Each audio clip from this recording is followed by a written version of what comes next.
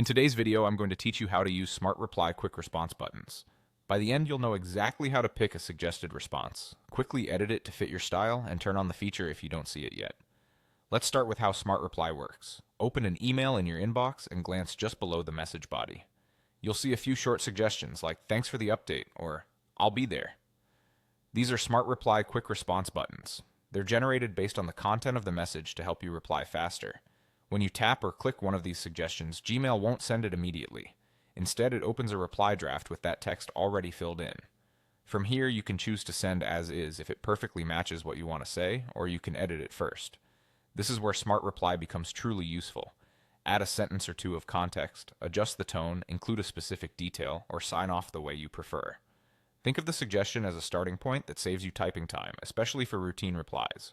Before you hit send, give it a quick read to make sure it matches the intent of your response and the conversation's tone. If you don't see these quick response buttons under your emails, you may need to enable the right settings. On a computer, open Gmail and go to Settings. Click See All Settings to open the full settings page. In the General tab, scroll until you find Smart Features and Personalization, and make sure it's checked. This allows Gmail to provide helpful features like Smart Reply based on your email activity. Next, scroll a bit further to find Smart Reply and select Smart Reply On. When you're done, scroll to the bottom and click Save Changes. If you changed anything, give Gmail a moment to reload, then open an email to look for the suggestions under the message.